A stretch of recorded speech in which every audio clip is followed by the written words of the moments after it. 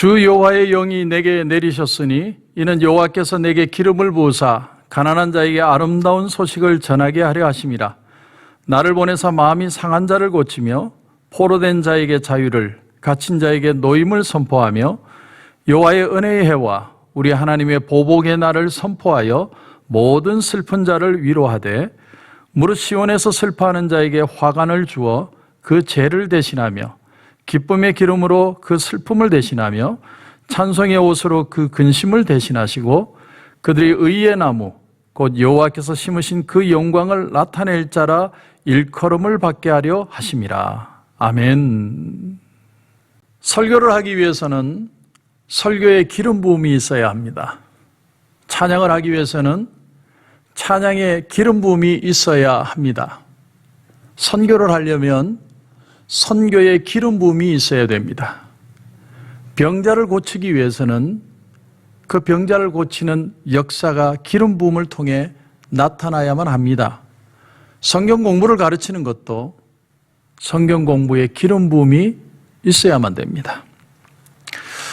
찬양을 하든 설교를 듣든 설교를 하든 우리가 느낄 수 있습니다. 아, 저분의 찬양이 정말 하나님이 함께 하시는 은혜가 있구나. 하나님이 우리의 심령을 터치하는 게 저분의 입술을 통해서 우리에게 느껴집니다. 그것을 우리는 기름 부음이라고 표현을 합니다. 구약 시대에 성령이 사람들에게 임할 때가 있었습니다. 신약 시대에는 우리 가운데 와서 거하시지만 구약 시대에는 사람에게 임할 때가 있었습니다. 창세기 41장 38절에 보면 바로가 그의 신하들에게 이르되 이와 같이 하나님의 영에 감동된 사람을 우리가 어찌 찾을 수 있으리요. 요셉이 바로 앞에서 그 꿈을 해몽하고 그 꿈을 풀고 그 지혜의 역사를 일으키는 걸 보면서 사람들이 놀랬다는 거예요. 이건 하나님이 역사하지 않으면 결코 인간에게 일어날 수 없는 일이라고 하나님을 믿지 않는 사람들도 느꼈다라는 겁니다. 그래서 사람의 비밀을 말하고 예언을 하고 앞날을 볼 수 있는 그 모든 놀라운 일들이 하나님의 감동을 통해 일어났다는 것을 깨닫게 된 것이죠. 여러분, 신이 임했다는 말은 굳이 예수 믿는 사람이 아니라도 우리가 들을 수 있는 말입니다. 무속신앙, 특별히 무당들, 무당에는 두 종류가 있다고 그러죠. 학습무당이 있고 강신무당이 있다고 그러죠. 학습무당은 내가 배워서 무당을 하는 거예요. 굿하는 걸 배워서 훈련을 통해서 굿을 하는 겁니다. 그러나 강신무당은 무언가가 신이 들어와서 그래서 무당이 되는 겁니다. 근데 사람들이 느낍니다. 달라요. 느껴져요. 여러분, 우리가 비유가 좀 이상하긴 했지만 우리도 기름 부음을 받는다는 것이 마찬가지입니다. 내 생각이 있고 내 속에 역사하시는 하나님의 일이 있습니다. 내가 내 마음대로 가고 싶고 하고 싶고 이루고 싶은 일이 있고 하나님이 지시하시고 만지시고 이루어지게 하시는 일들이 있다라는 사실이죠. 신명기 34장 9절에 보면 모세가 눈의 아들 여호수아에게 안수하였으므로 그에게 지혜의 영이 충만하니 이스라엘 자손이 여호와께서 모세에게 명령하신 대로 여호수아의 말을 순종하였더라. 모세가 자기의 후계자로 여호수아를 세우는 장면입니다. 여호수아는 1세입니다. 1세는 광야에서 다 죽었습니다. 그런데 오직 믿음을 가졌던 여호수아와 갈렙만 살았습니다. 그런데 갈렙은 가나안 땅에는 들어갔지만 모세의 후계자가 된 사람은 여호수아였습니다. 그리고 여호수아에게 안수를 하는데 뭐가 역사하느냐면 그에게 지혜의 영이 충만했다. 여러분, 하나님의 영을 말하는 건데 하나님의 영이 임하면, 그에게 지혜가 임하면 그가 사람을 다스릴 때 오늘 말씀에 보면 여호수아의 말을 사람들이 순종했다 이렇게 표현을 합니다. 이게 하나님의 역사예요. 기름 부으심이라는 겁니다. 그런 기름 부음 앞에 사람들이 하나 되는 역사가 일어나더라는 것이죠. 이후에 이스라엘의 역사상 가장 지혜로운 왕이라고 불렸던 솔로몬도 마찬가지입니다. 하나님 앞에 들을 수 있는 하나님의 말씀을 듣는 귀를 달라고. 그래서 하나님께서 그의 마음에 지혜를 주시니까 그가 사람들을 다스리는데 가장 지혜로운 왕이 되죠. 그걸 사람이 느끼는 겁니다. 그것을 기름 부음이라고 표현을 하는 거죠. 사사기 13장 25절에 보면 소라와 에스다올 사이 마하네단에서 여호와의 영이 그를 움직이기 시작하였더라. 삼손 얘기입니다. 삼손이 사자를요 맨손으로 그 입을 찢어버리고 당나귀 턱뼈로 1000명의 사람을 죽이고, 이런 모든 일들이 그가 원래 힘이 있어가지고 그 힘을 써서 그렇게 한 것이 아니라 성령의 능력이 그와 함께 했기 때문에 일어난 일이라는 거예요. 그래서 삼손이 머리가 깎여오고 두 눈이 뽑히고 맷돌을 갈 때 힘이 다 빠졌죠. 머리가 깎여서 빠진 게 아니라 하나님의 영이 떠나서 힘을 쓸 수가 없는 거예요. 근데 머리가 다시 자라기 시작했다고 했습니다. 머리가 다시 자라기 시작했다는 건 삼손이 다시 한번 하나님을 생각하고 하나님 앞에 돌아오고 하나님의 영이 그게 임하는 순간, 그는 쇠사슬에 묶여서 그들 바벨론의 신전으로 나갔을 때 신전 두 기둥을 안고 그가 무너뜨렸을 때 그 이전에 죽였던 사람보다 더 많은 사람을 죽였다고 표현을 합니다. 우리가 잃어버렸던 하나님의 은혜를 다시 회복할 수 있고, 그 은혜를 회복해야만 하나님의 능력을 통해 우리의 삶은 새로운 능력과 기쁨의 삶을 살아갈 수 있게 된다는 것이죠. 사무엘상 16장 13절에도 보면 사무엘이 기름 뿔병을 가져다가 그의 형제 중에서 그에게 부었더니 이날 이후로 다윗이 여호와의 영에게 크게 감동되니라. 사무엘 선지자가 한 것은 그저 기름을 부은 것밖에 없습니다. 그런데 다윗이 여호와의 영에 감동되었다.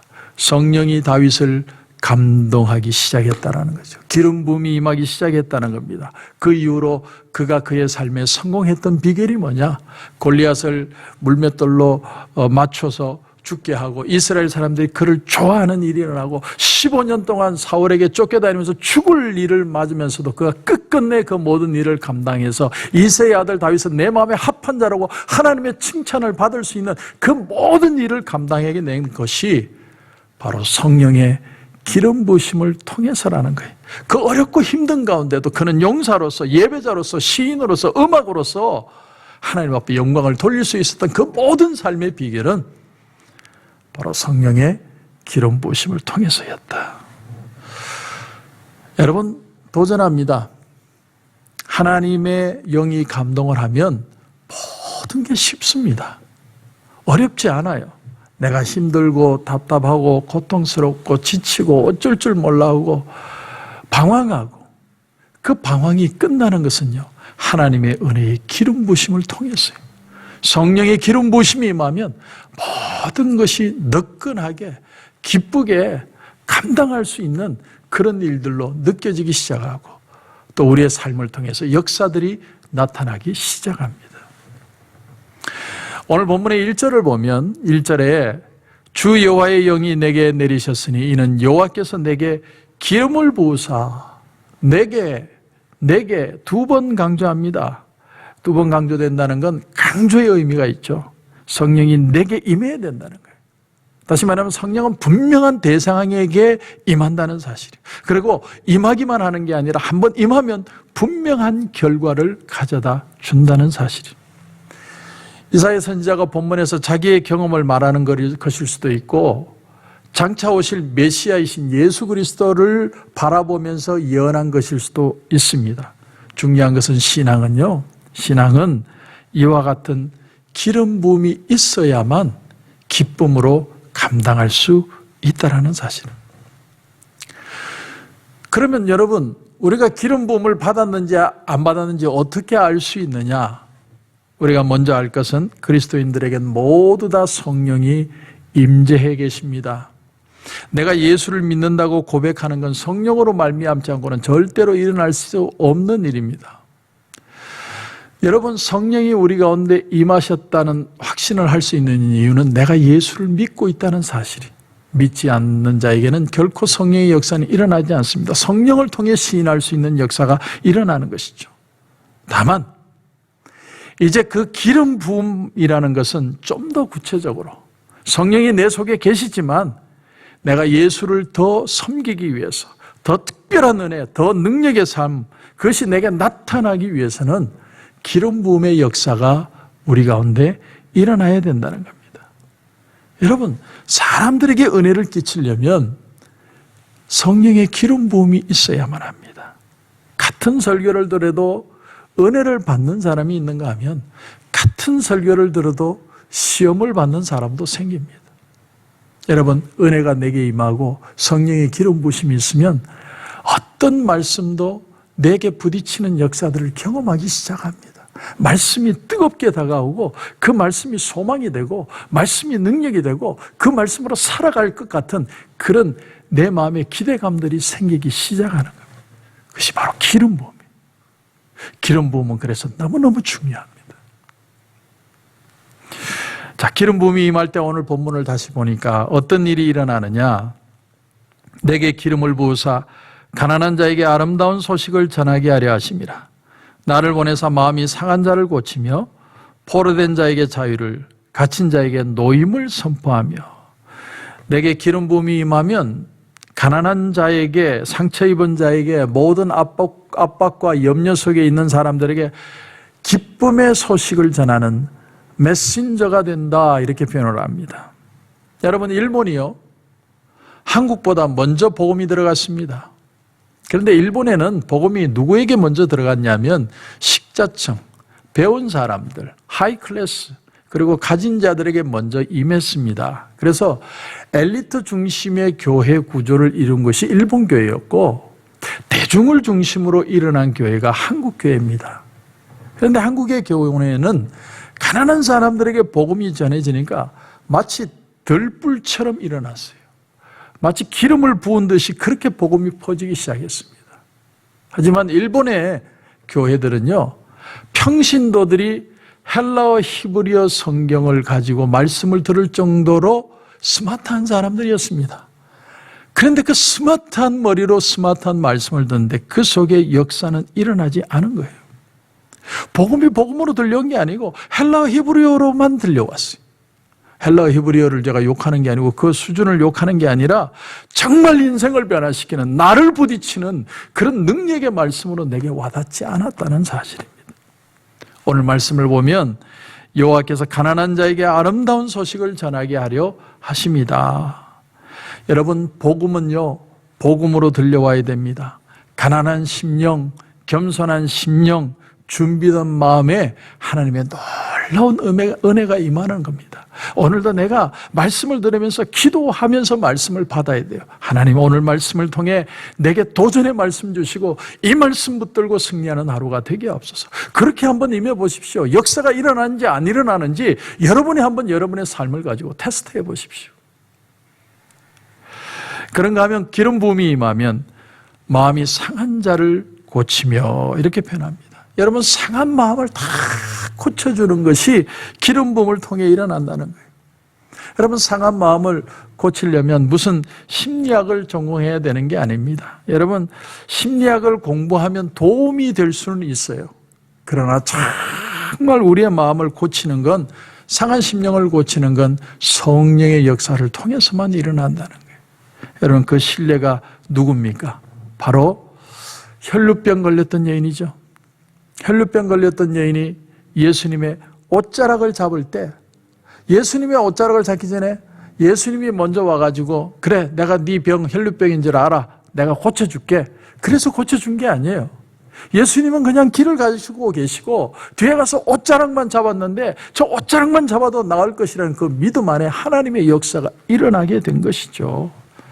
만약에 그 여성의 질병이 혈루병이 아니라 다른 병이고 심령의 병, 마음의 병이라 할지라도 다 고침을 받았을 겁니다. 왜냐하면 동일하게 임하시는 하나님의 능력이 그 속에 있기 때문에, 주님이 함께 하시고 주님의 능력을 믿으니까 주님의 역사가 그 속에 나타나게 된 것이죠.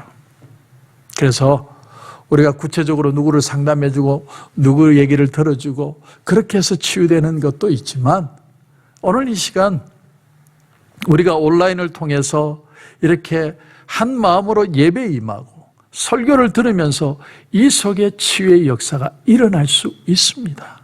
성령의 기름 부심이 있으면 우리의 갈급한 심령에 정말 담비와 같은 성령의 역사가 나타나게 되는 것입니다. 오늘 정말 우리에게 필요한 건 성령의 기름 부으심입니다. 지금 코로나 바이러스가 들불처럼 일어나고 있습니다. 그래서 막 번져나갑니다.